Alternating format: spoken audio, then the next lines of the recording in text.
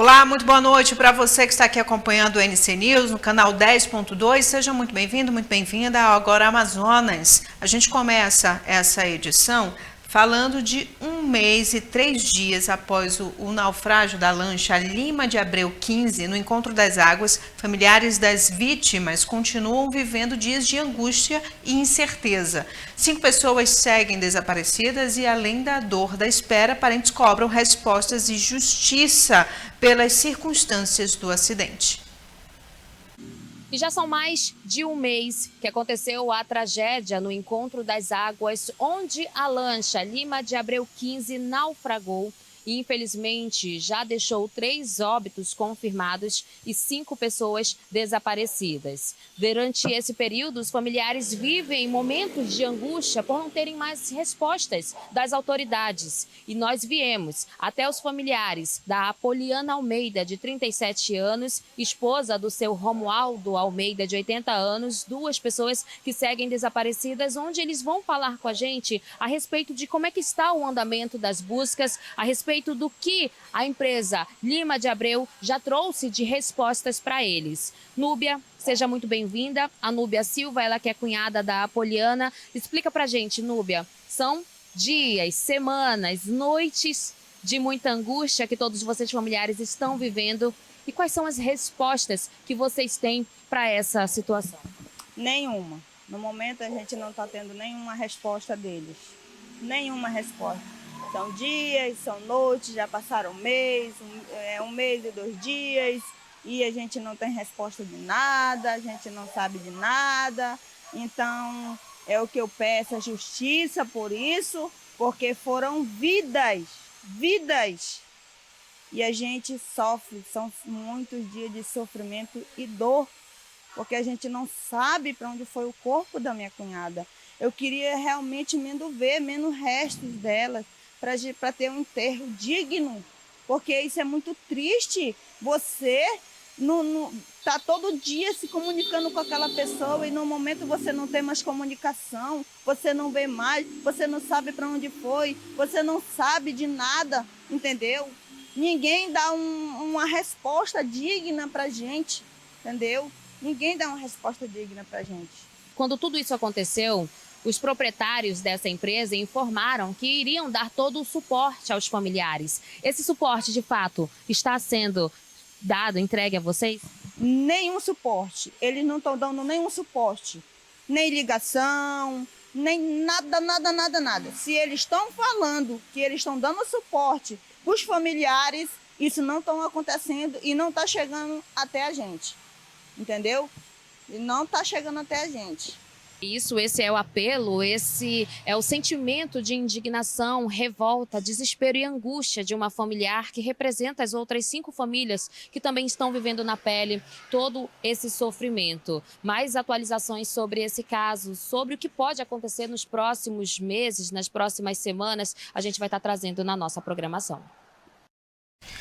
Com toda certeza, né? A gente está aí acompanhando todas as atualizações das investigações. A justiça precisa realmente ser feita. Inclusive, a gente tem atualização sobre o caso, mas com relação à prisão do piloto da lancha, o Pedro João da Silva Lemos, piloto responsável pela embarcação Lima Abreu 15, que naufragou há 1 mês e um pouquinho no Rio Amazonas. Ele se entregou na sede da Delegacia Especializada em Homicídios e Sequestros no início desta noite. Inclusive, Isaías Goldinho acompanhou todo esse processo da entrega e falou com a advogada de defesa desse piloto. Vamos colocar aqui o que a advogada fala. Doutora Giovana, então quer dizer que o piloto não tinha intenção de ficar foragido. O que a defesa tem a alegar sobre esse caso? Olha, ele nunca teve a intenção de ficar foragido, ele estava realmente assustado, fragilizado. O que aconteceu foi uma tragédia, mas assim como nós já nos manifestamos antes, ele continua disposto a colaborar com todas as investigações a partir de agora. Infelizmente, o processo segue em segredo de justiça. Qualquer manifestação a mais da defesa vai ser no curso do processo, mas o que eu tenho para dizer é isso. Ele está colaborando com as investigações e pretende continuar.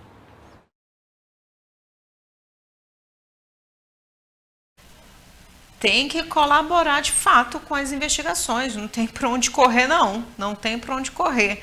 Precisa de fato ser responsabilizado naquilo que ele tinha responsabilidade ali, né? Ele tinha uma responsabilidade. Esse é o momento aí que ele está chegando na delegacia, onde jornalistas, Isaías Goldinho ali aparece também, tentando fazer perguntas, indagá-lo ali por conta desse período que ele ficou foragido. Por que de fato ele ficou foragido? A advogada disse que não.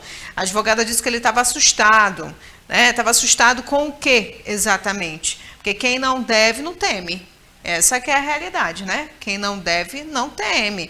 Ele já havia sido detido, foi solto, por que se escondeu, né? Não sei. Porque segundo a polícia não estava encontrando. Já tinha ali o mandado, já era para ele ter sido preso, mas não estava encontrando. Ou seja, estava foragido de acordo com as informações da polícia. A advogada diz que não estava foragido, que ele só estava assustado ali, que ele estava tentando arrumar uma forma de poder se entregar para a polícia. Olha, a gente continua acompanhando todas as investigações, a gente continua acompanhando todo o desenrolar disso, porque afinal de contas a gente ouviu ali uma familiar das 5 vítimas, que ainda estão desaparecidas, que infelizmente seus familiares não tiveram ali como pelo menos prestar as homenagens. Olha aí, aqui estão as pessoas que estão desaparecidas. A Ana Carla Isel, a Poliana Oliveira, a Patrícia Barroso da Silva, o Romualdo Macião de Almeida e o Renato Alan Melo Basto. Aí são as 5 vítimas que ainda estão desaparecidas. Infelizmente, é doloroso demais estar em meio a tudo isso, né, para os familiares dessas pessoas, dessas vítimas dessa tragédia, desse naufrágio, que inclusive poderia ter sido evitada. E em nota, o Corpo de Bombeiros do Amazonas afirmou que vai continuar com as buscas, né? Continua ali tentando encontrar essas vítimas que infelizmente estavam dentro dessa embarcação ali, nessa lancha, ali naquela área do encontro das águas, onde aconteceu esse acidente, onde aconteceu essa tragédia. A gente também vai continuar acompanhando todo o trabalho do Corpo de Bombeiros do Estado do Amazonas, todo o trabalho da Polícia Civil do Amazonas com relação a essas investigações também, porque essas famílias, essas pessoas merecem justiça. E olha, a gente traz aqui no NC News, aqui no Agora Amazonas, uma denúncia grave envolvendo o funcionamento de um cemitério em Manaus, que levanta questionamentos sobre respeito, dignidade e até mesmo após a morte, né, gente? Famílias relatam que sepulturas que estavam sendo pagas teriam sido utilizadas para enterrar outras pessoas. E um dos casos, a situação aí teria se repetido mais de uma vez. Não foi só uma vez não, foi mais de uma vez. Diante do constrangimento e da dor, os familiares buscam justiça e cobram providências das autoridades responsáveis. A morte para muitos é o momento em que o ser humano encontra a paz e o tão merecido descanso. Para os entes queridos, o que fica é a saudade. Mas o que deveria ser um ponto final, às vezes acaba se prolongando, e a família sofrendo ainda mais. Recentemente, nós exibimos uma reportagem mostrando uma família que enfrentou um transtorno, onde, na ocasião, a sepultura que estava sendo paga para a família foi utilizada para enterrar outra pessoa. Nossa equipe foi acionada novamente, recebendo uma denúncia falando de um caso parecido que não aconteceu apenas uma, mas 2 vezes. O caso que aconteceu com essa família aí, uns anos atrás, aconteceu comigo. Eu tinha uma sepultura perpétua e um certo dia de finado, nós fomos visitar o ente querido nosso e lá estava um outro corpo enterrado em cima do meu ente. E fomos querer saber por que não comunicaram a gente sobre o fato. E eles simplesmente viraram as costas para a gente. E vieram me oferecer outras sepulturas mais lá para frente e tal, e eu na inocência, com a minha mãe ainda com sentimentos, né, sobre o nosso ente, acabou que me pediu que eu pegasse a sepultura nova lá, né? A situação foi tão constrangedora para a família por ter acontecido uma segunda vez que eles entraram com um processo na justiça contra as autoridades competentes. Sobre o processo, anteontem eu abri o que a gente tem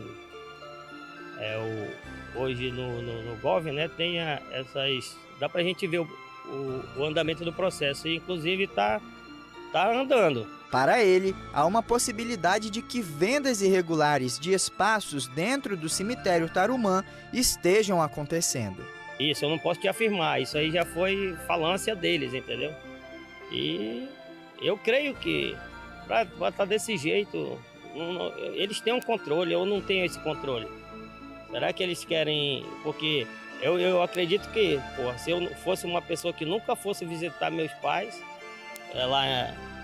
eu acho que eles não estariam mexendo, porque eu vejo lá no cemitério. O que a família deseja agora é mais respeito e justiça com esta situação, e que, de fato, os entes queridos possam finalmente descansar em paz. Inclusive, meu pai fez 3 anos ontem. Não, 5 anos, 5 anos ontem de falecido. Aí, então, isso me chocou muito. Foi no dia do aniversário de falecido do meu pai, aconteceu isso. Essa reportagem de vocês. E aquilo me entristeceu muito.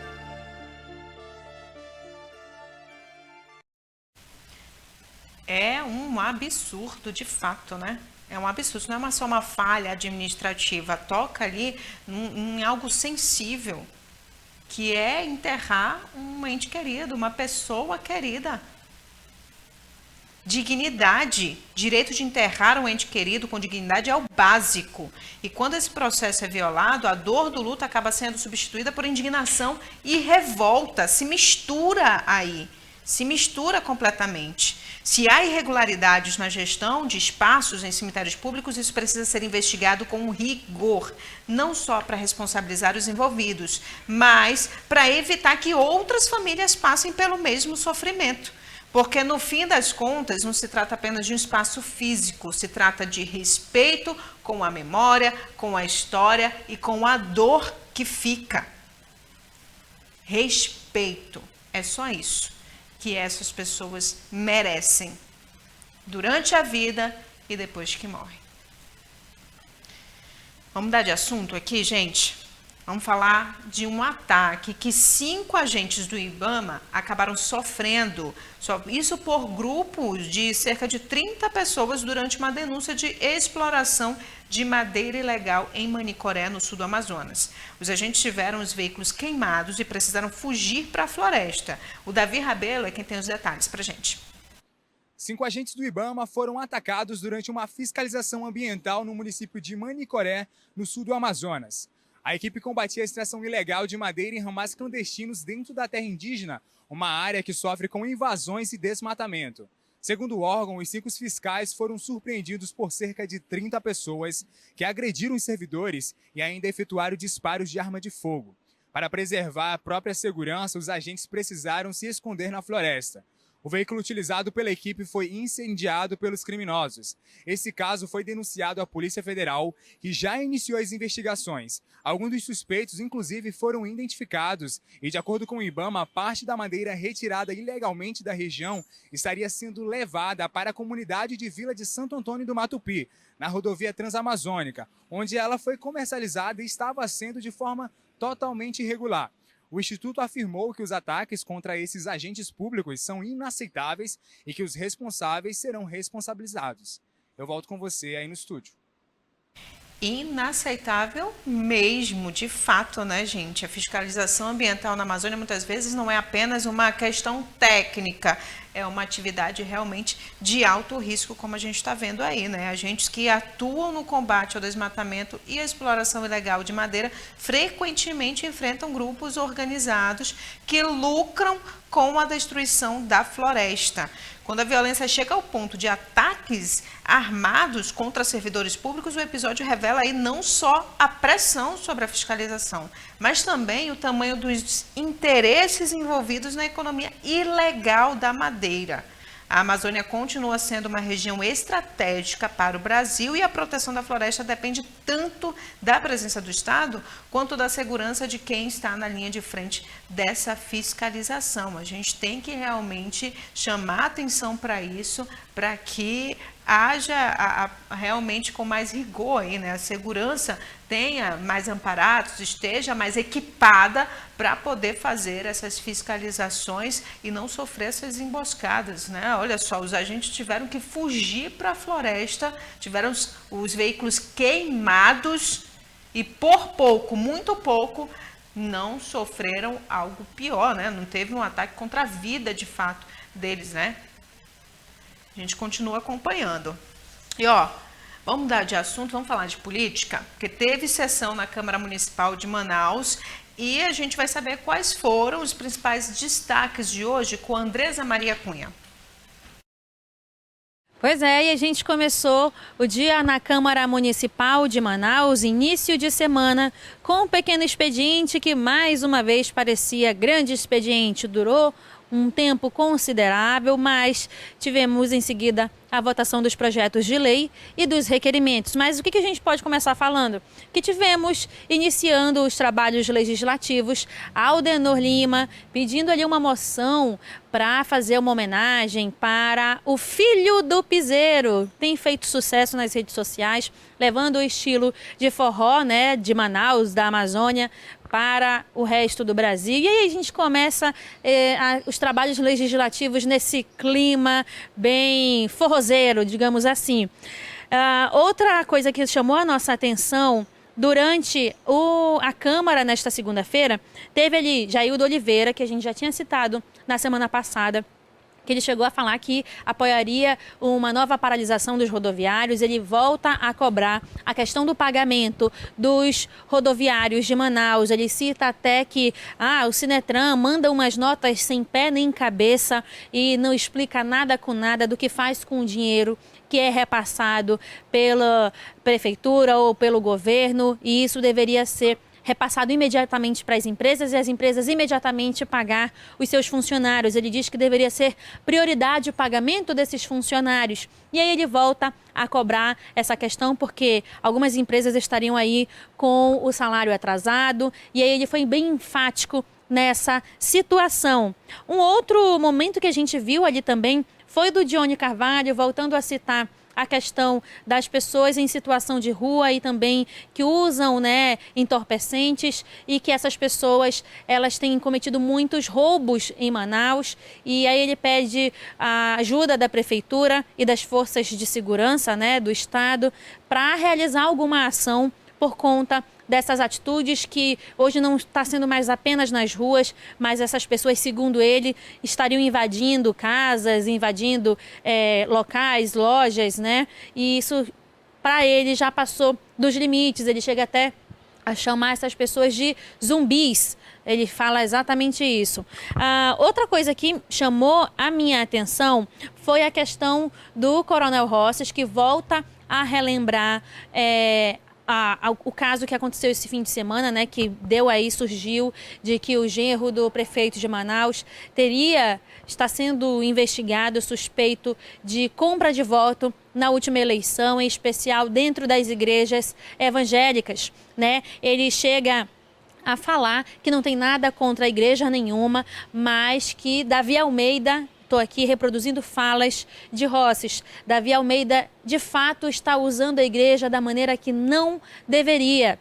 Até citou como é que pode ser o esposo da filha do Davi que está tentando ser deputada. E aí a gente viu também um momento de, entre aspas, descontração do vereador Rodrigo Guedes ao citar essa situação e falar, ele inflacionou a compra de voto Porque antigamente, não que eu faça isso, mas antigamente o voto era R$50, ele inflacionou para R$300 e que o voto dos fiéis estava valendo esse montante, né? Vale ressaltar que o Rosses, quando ele comentou essa situação, ele levou ali partes do inquérito da Polícia Federal, mostrou ali os autos das investigações, na verdade, e que teriam áudios comprometendo o marido da filha de Davi Almeida, onde ele afirma e cita ali o nome do prefeito, afirmando e confirmando ali pagamentos escusos por conta do segundo turno das eleições, das últimas eleições, onde o prefeito Davi Almeida ele se reelegeu comandante, né, municipal aqui de Manaus. Então ele levou os autos literalmente da PF para poder ter embasamento em toda a sua cobrança e ainda disse como que um homem desse, palavras de Rosses, quer ser governador do Amazonas.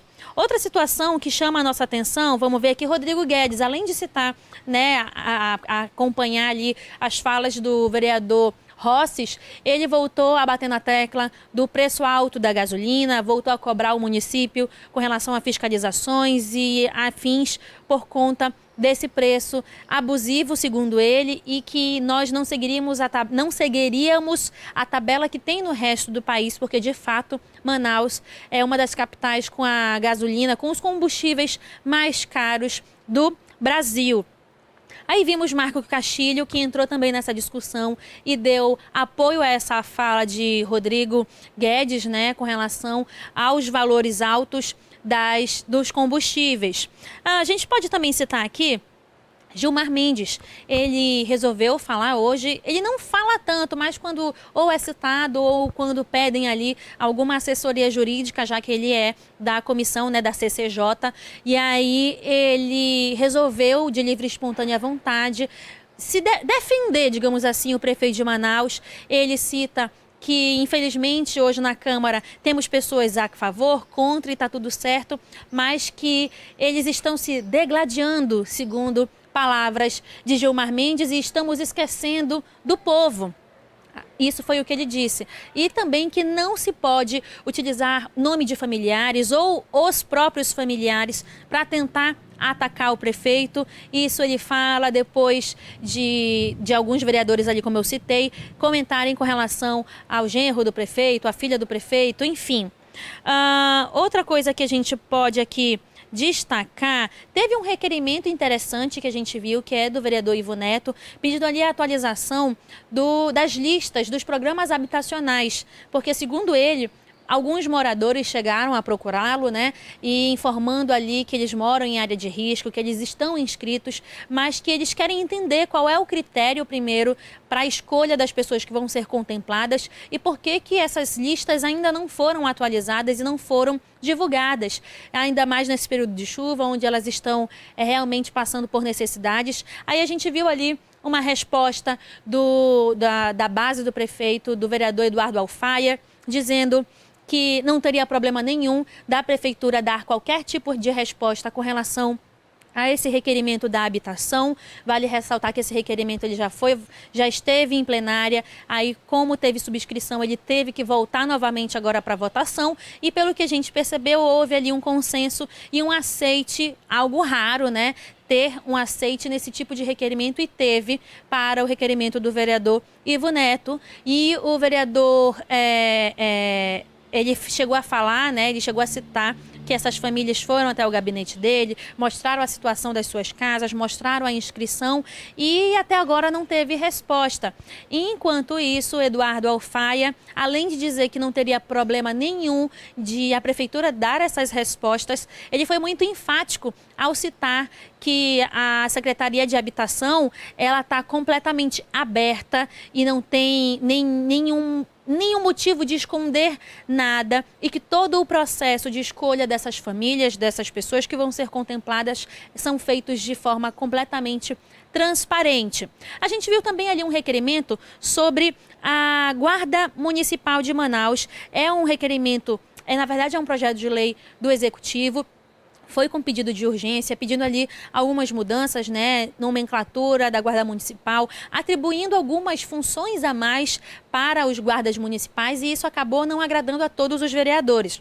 Apesar desse projeto de urgência do Executivo ter passado tranquilamente, porque a base sempre vai votar a favor da Prefeitura, tivemos ali os votos contrários daqueles vereadores de sempre, Carpê, Rosses, Ivo Neto, Rodrigo Guedes, Zé Ricardo e alguns outros poucos que formam ali 10, 11, que não digo que são contra o prefeito, mas estão mais acima nessa fiscalização com relação à Prefeitura de Manaus, e geralmente são os que votam contra essas mudanças repentinas, em especial de cargos e nomenclaturas, e a gente viu isso se repetir hoje nesse projeto de lei de urgência do Executivo, criando essas alterações aí no cargo de guarda municipal, tanto que o capitão Carpê chegou a citar, né, que ele foi colega de farda e chegou a dizer que não se podia dar mais responsabilidades para os guardas municipais. Ele também foi um dos que citou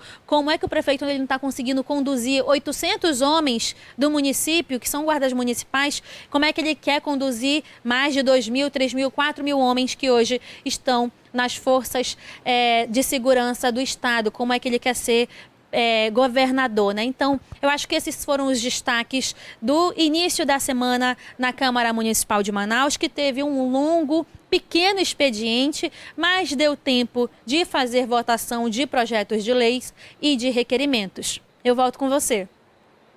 Obrigada, Andresa, pelas informações.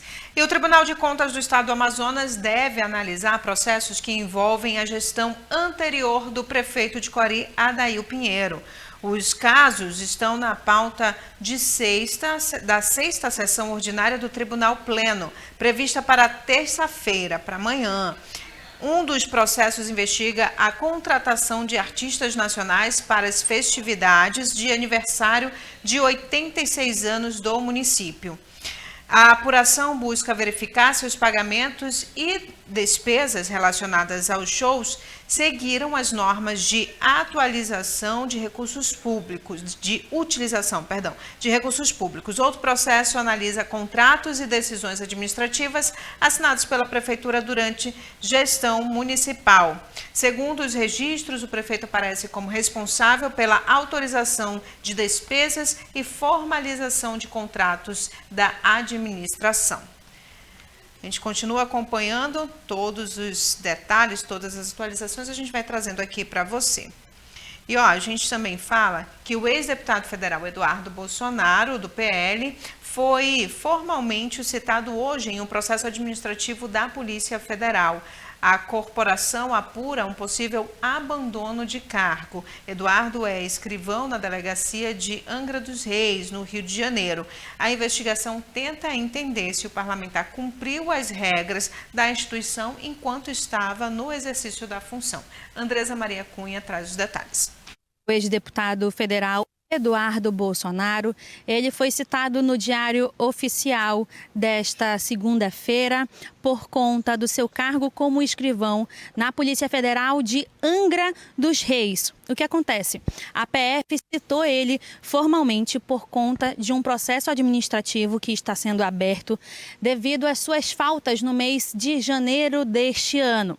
Eduardo Bolsonaro, ele se encontra nos Estados Unidos, né? E ele estava afastado do seu cargo de escrivão por conta do seu mandato de deputado federal. Mas esse mandato foi finalizado em dezembro do ano passado por ele estar nos Estados Unidos e não cumprir ali as suas funções e ter uma quantidade bem exagerada de faltas. E por conta disso, já que o mandato dele foi concluído, ele deveria voltar às suas funções de escrivão na Polícia Federal de Angra dos Reis, mas isso não aconteceu. E ele já acumula só no mês de janeiro 30 faltas Por conta dessas faltas, ele foi citado, foi aberto esse processo administrativo e a PF diz que ele está num lugar incerto e não sabido, ou seja, oficialmente eles estão dizendo que não conseguem encontrar Eduardo Bolsonaro no Brasil. Vale ressaltar que ele já havia sido afastado pela PR, já haviam ali pedido o distintivo dele e também a arma, mas agora, se de fato ficar comprovado, se ele não apresentar em 15 dias uma defesa para explicar a motivação dessas 30 faltas, Eduardo Bolsonaro pode ser demitido da Polícia Federal. A gente tem que ressaltar, né, que ele já tinha aí algumas medidas da PF por conta de algumas falas que ele realizou no ano passado, por conta de algumas ações contra autoridades do Brasil em solo americano. A gente bem lembra, né, os comentários que ele fez sobre sanções contra o Brasil, né, pedindo aí esse apoio dos Estados Unidos, do presidente Donald Trump, e também as sanções que foram realizadas contra ministros, contra autoridades do país, decorrente aí de algumas reuniões que ele acabou tendo com representantes dos Estados Unidos. E isso acabou motivando aí que ele fosse afastado das suas funções de primeiro momento, mas agora que ele de fato não é mais deputado, que teve o seu mandato aí concluído, finalizado, ele precisava estar no Brasil e precisava voltar a trabalhar, mas até o momento isso não aconteceu. A gente vai aguardar se ele vai cumprir esse prazo de 15 dias para poder, né, dar ali as suas explicações, poder dizer o que está acontecendo, se volta, se não volta, e se ele não se pronunciar, muito provavelmente a Polícia Federal vai exonerar Eduardo Bolsonaro do seu cargo de escrivão. A gente vai continuar acompanhando essa situação e qualquer nova atualização a gente traz para vocês. Eu volto no estúdio com você. Obrigada pelas informações, Andresa. Olha, o presidente Lula recebeu em Brasília o presidente da Bolívia. Eles tiveram um almoço oficial para tratar de logísticas entre os países. Quem traz mais informações para a gente é Ingrid Santos. Oi, pessoal. Pois é, o presidente Luiz Inácio Lula da Silva, ele recebeu nesta segunda-feira, no Palácio do Planalto, o presidente da Bolívia, que é o Rodrigo Paz Pereira, em uma visita oficial aqui em Brasília. Após a reunião, os dois líderes seguiram para o Ministério das Relações Exteriores do Brasil, que é o Itamaraty, onde participaram ali de um almoço oficial e discutiram a ampliação da cooperação bilateral em áreas como fertilizantes, agronegócio, indústria e infraestrutura, além de projetos de integração de logística entre os dois países. Durante o encontro, Lula defendeu, então, a integração sul-americana como uma necessidade histórica e destacou a importância da adesão da Bolívia ao Mercosul.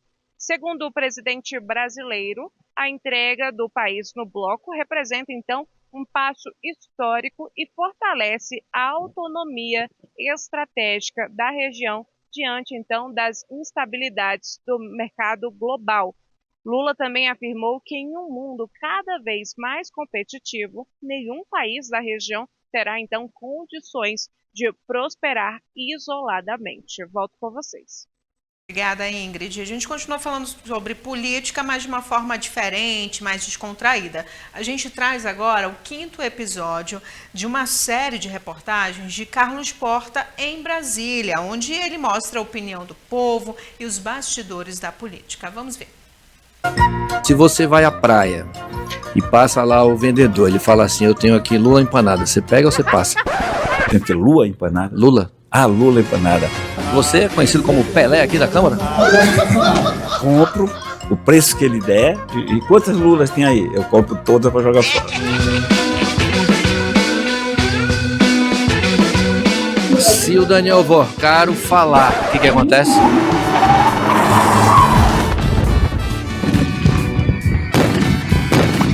Eu aqui me sinto em casa. Por quê? Porque aqui é Salão Verde. E verde é Amazônia. TV Norte SBT está em toda a Amazônia, nacional e internacional.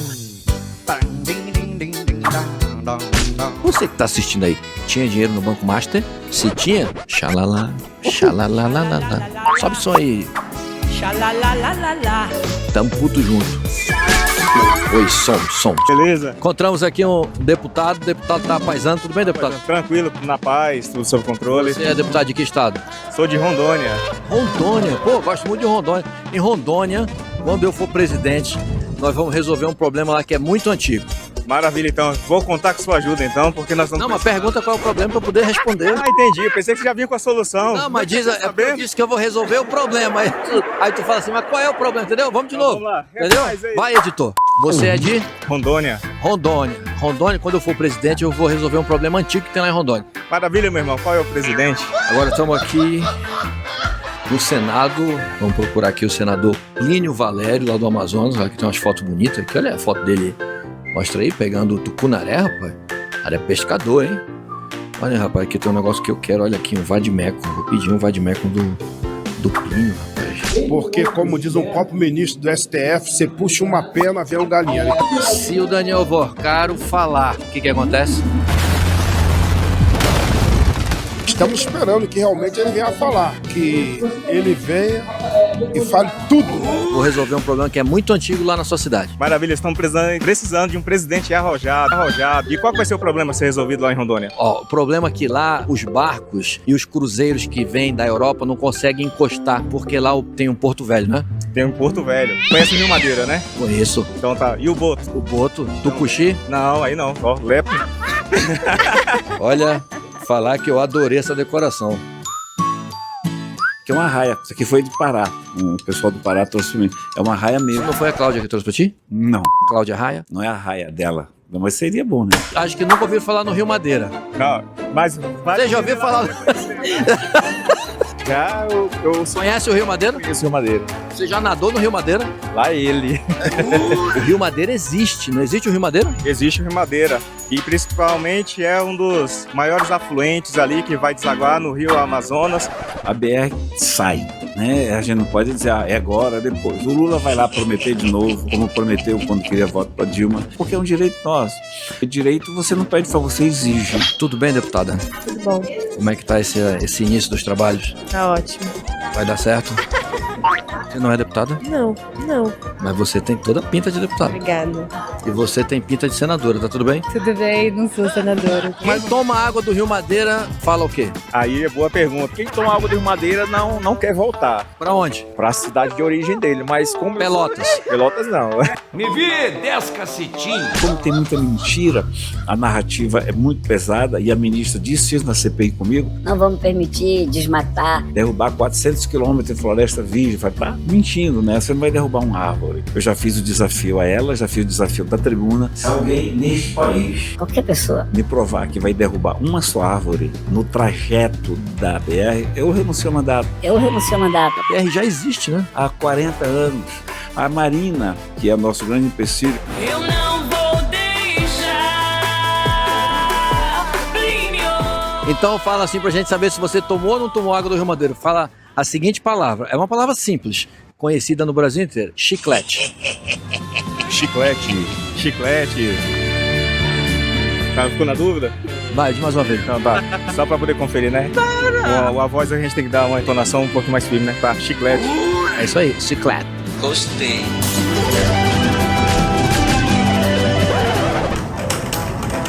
Vou dizer, ó, encerrando aqui a nossa visita a Brasília nessa primeira temporada. É um clichê ou não é? Mas aqui em Brasília, tudo acaba em pizza. Ela parece ser candidata ao Senado por São Paulo. São Paulo vai sair, mas ela é do Acre, né? Mas no Acre ela não tem voto, né? Curioso, né? Curioso. Asfalto é regresso, lá me mato é o meu sucesso.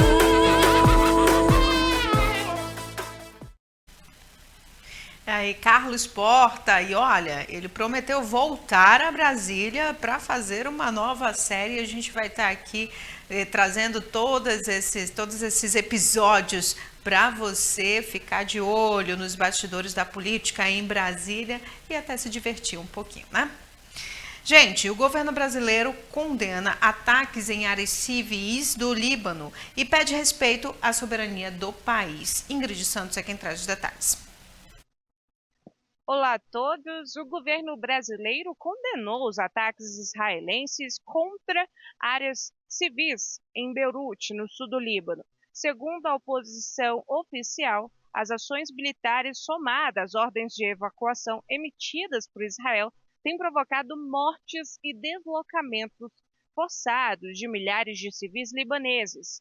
O Brasil também exortou Israel a respeitar a soberania e a integridade territorial do Líbano, ao mesmo tempo em que manifestou apoio ao governo libanês em seus esforços para exercer plena soberania sobre todo o seu território. O documento também faz um apelo para que todas as partes envolvidas cessem imediatamente os ataques. Volto com vocês. Obrigada, Ingrid, pelas suas informações. Agora a gente vai falar de saúde. O prefeito do Rio de Janeiro, Eduardo Paes, anunciou que a prefeitura vai disponibilizar canetas emagrecedoras na rede pública de saúde da cidade. Vamos ver. Caminhadas curtas e movimentos simples do dia a dia eram impossíveis para a Viviane há um ano. Hoje eu estou podendo realizar isso, subir aqui em cima, eu estou um pouco emocionada, mas eu estou muito feliz com essa evolução que eu estou tendo. Ela chegou a pesar 348 quilos.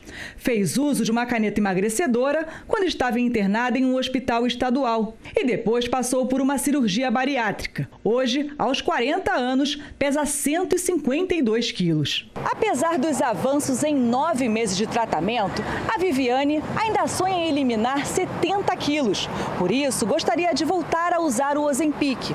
Mas com o que recebe hoje, não sobra dinheiro para arcar com o custo do medicamento, que pode chegar a R$ 1.500 por mês. A barreira encontrada por quem não pode pagar pelo remédio está próxima de acabar no Rio de Janeiro. A capital fluminense deve passar a contar com o medicamento na rede pública. A distribuição só será feita para quem tiver recomendação médica para combate ao diabetes ou à obesidade. O anúncio chega no momento em que a patente da semaglutida, princípio ativo de medicamentos como o Ozempic, está perto de expirar. A patente cai na próxima sexta-feira, quando a prefeitura deve lançar a licitação para comprar o remédio. Com a queda da patente, medicamentos genéricos e mais baratos devem ganhar força no mercado. A gente sabe que a semaglutida, em alguns países, ela é fornecida para o tratamento do diabetes, vide Portugal, porém, o tratamento para a obesidade nem sempre é disponibilizado em outras regiões do mundo. O Reino Unido consegue oferecer. Então, a gente está tentando, seguir os exemplos de outros lugares para que se consiga também implementar aqui no Brasil. Segundo o Atlas Mundial da Obesidade 2025, no Brasil, 68% da população está acima do peso. O Rio de Janeiro é a capital com o maior número de obesos do país. Para especialistas, o uso desses medicamentos deve contribuir com a redução de outras doenças. Pacientes com obesidade e alto risco cardiovascular, essas medicações também demonstraram a redução de um novo evento, seja AVC ou infarto. E um estudo realizado no Amazonas aponta resultados positivos para um tratamento preventivo mais curto contra a tuberculose. A pesquisa mostra alta eficácia na prevenção da doença e pode ajudar a ampliar o controle da infecção. Um regime de tratamento de apenas um mês para o tratamento da tuberculose mostrou ali resultados positivos em uma pesquisa que foi realizada pela Fundação de Medicina Tropical aqui no estado do Amazonas. O estudo publicado na revista científica PLOS Medicine ganhou repercussão internacional ao demonstrar que esquemas mais curtos do tratamento da doença ganham mais adesão. Além disso, segundo a Fundação, a investigação comparou alguns protocolos, o 1-HP com doses diárias de isoniazida e rifampicina durante um mês e o 3-HP com doses semanais por 3 meses. O regime de apenas um mês, olha só que interessante, alcançou 89% de adesão, o que torna aí os resultados positivos e também mais promissores para as pessoas que lutam aí contra a tuberculose. Em Manaus, a taxa de conclusão foi ainda maior, reforçando a relevância dessa pesquisa que foi realizada aqui no Amazonas e ganhou repercussão internacional, sendo publicada em várias revistas científicas ao redor do mundo. E a publicação repercutiu em veículos internacionais, como o Johns Hopkins Medicine, entre outros. De acordo com a FMT, historicamente, os tratamentos preventivos contra a tuberculose duravam aproximadamente 6 meses, o que significa que esse tratamento agora, com as pesquisas avançando e aqui no Amazonas, o que torna tudo mais especial, a taxa de adesão vai aumentar e as pessoas vão conseguir, enfim, conseguir a cura para a tuberculose. Eu volto com você. Um grande avanço, né? Com certeza.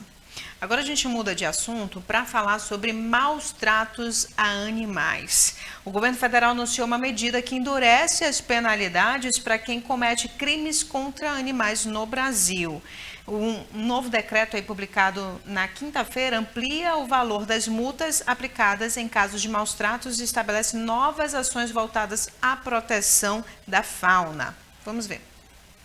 Quem vê o Oliver assim, todo contente, fazendo pose para a câmera, não imagina o que ele já sofreu. Nós chegamos lá, ele estava pele e osso, no local cheio de fezes, bem insalubre, mas era um animal feliz. Ele sempre foi muito feliz, sempre sorria. Hoje está ainda mais. Oliver é um dos quase 5.000 animais resgatados pela Angel, todos vítimas de abandono ou maus tratos. Já vi esfaqueado, já peguei esfaqueada, já peguei sem pata, sem orelha, que as próprias pessoas fazem isso, aleijado por espancamento. Quem tem coragem de fazer qualquer maldade desse tipo também terá que estar disposto a pagar uma multa cara. Na quinta-feira, o presidente Lula assinou um pacote de medidas para fortalecer a proteção animal. Entre elas, penalidades que variam de R$ 1.500 a R$ 50 mil. Dependendo do caso, a multa pode chegar a 20 vezes esse valor, ou seja, R$ 1 milhão. A lei vai ajudar em que pese que não tenha uma condenação firme na lei, na parte criminal, pelo menos ele vai sentir no bolso. O decreto é uma forma de punir administrativamente quem comete o crime de maus tratos. Agora a pessoa vai receber uma multa por cada animal que sofrer agressão. Se for um grupo de 10 cachorros, por exemplo, o valor será multiplicado por 10. E vai variar de acordo com a gravidade da violência. Alguns fatores devem ser considerados: se houve morte, sequelas permanentes e impossibilidade de defesa ou de fuga.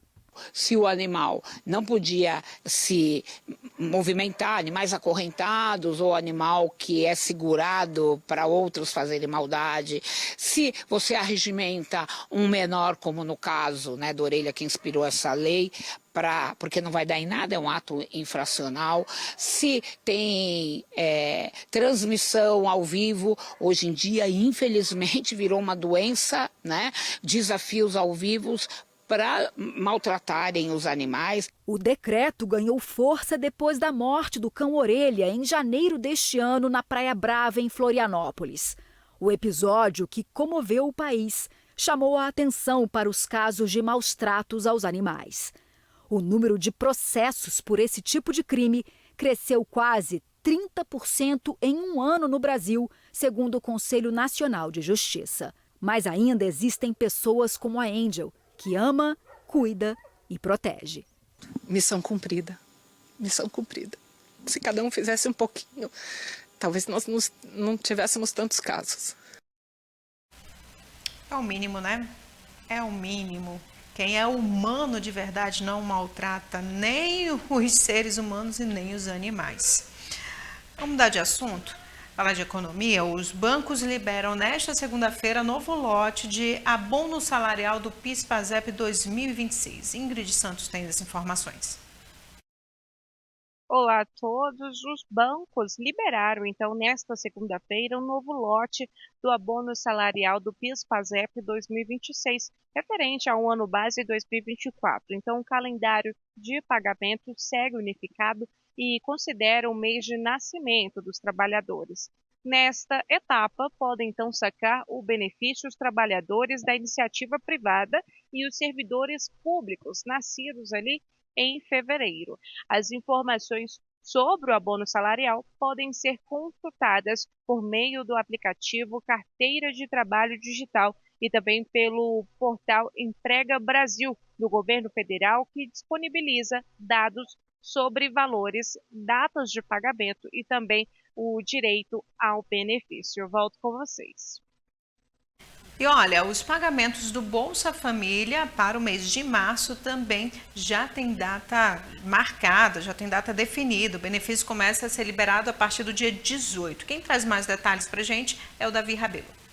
O Ministério da Cidadania divulgou o calendário de pagamentos do Bolsa Família para o mês de março. Os repasses começam nesta quarta-feira, dia 18, e seguem até o dia 31 de forma escalonada, conforme o último dígito do número da Identificação Social, o NIS. Quem tem o NIS no final 1 recebe primeiro. Já os beneficiários com o NIS de final 0 terão valor disponível no último dia do calendário, então muita atenção para o número do seu NIS. O programa é destinado a famílias em situação de vulnerabilidade social, com renda mensal de até R$ 218 por pessoa. O valor mínimo pago é de R$ 600, podendo aumentar conforme a composição familiar, com adicionais para as crianças pequenas, gestantes, adolescentes e mães de bebês de até 6 meses. Para continuar recebendo o benefício, é necessário cumprir alguns requisitos, como manter as crianças e os adolescentes na escola, carteira de vacinação atualizada e acompanhamento pré-natal no caso das gestantes. Então, muita atenção, você daí de casa que faz parte desse programa social, o Bolsa Família. Eu volto com vocês aí no estúdio. Fiquem atentos, ao calendário, acompanhe aqui no NC News, acompanhe no portal ncnews.com.br, também tem tudo explicadinho para você. E olha, uma missa de ação de graças marcou o início de mais uma temporada do maior festival, do maior espetáculo folclórico da Amazônia. O Boi Garantido abriu os trabalhos para a preparação do 59º Festival Folclórico de Parintins. Quem traz os detalhes é o repórter Marcondes Maciel.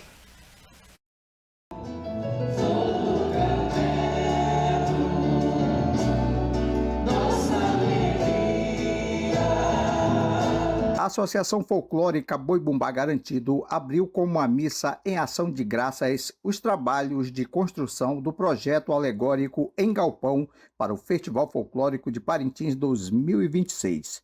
O Boi da Baixa da Xanda este ano vai defender o tema Parintins, Portal do Encantamento.